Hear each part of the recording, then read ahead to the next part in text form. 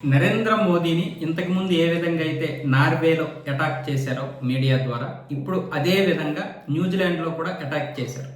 ఒక జర్నలిస్ట్ ఏమొచ్చేసి మీరెందుకు ఇండియాలో ప్రెస్ మీట్ పెట్టరు అని అడిగింది.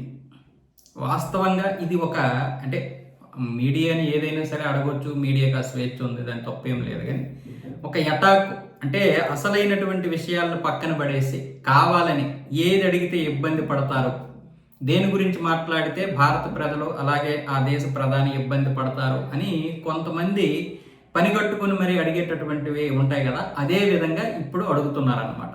మీకు ఇంతకు ముందు ఏ విధంగా అయితే మీకు మహిళలకు స్వేచ్ఛ ఇస్తారా లేదా, మీరు ఎందుకు మాట్లాడరు అన్న విధంగా మాట్లాడింది కదా ఈ నార్వేకి చెందినటువంటి ఒక జర్నలిస్ట్. ఇప్పుడు కూడా న్యూజిలాండ్ లో అదే విధంగా ప్రశ్న వేశారు, మీరు ఎందుకు ప్రెస్ మీట్ పెట్టరు, ప్రెస్ మీట్ పెడతాడో పెట్టడం మీకెందుకు. 3 సార్లు ఆయన ప్రధాని అయ్యాడు. ప్రజలకి దగ్గర అవ్వడం చాలా ఇంపార్టెంట్.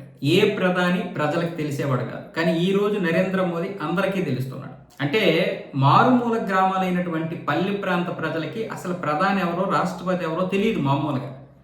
అంటే ఏ రాష్ట్రానికి చెందినటువంటి ముఖ్యమంత్రులు ఆ రాష్ట్రానికి చెందుతారు తప్ప పెద్ద పెద్ద చదువుకున్న వాళ్ళకి, లేకపోతే ఏదో ఒక చదువుకున్నటువంటి మామూలుగా ప్రశ్నలు వచ్చేటప్పుడు పిల్లలకి మాత్రమే దేశ ప్రధాని ఎవరు తెలిసేది. కానీ ఇప్పుడు అలా కాదు.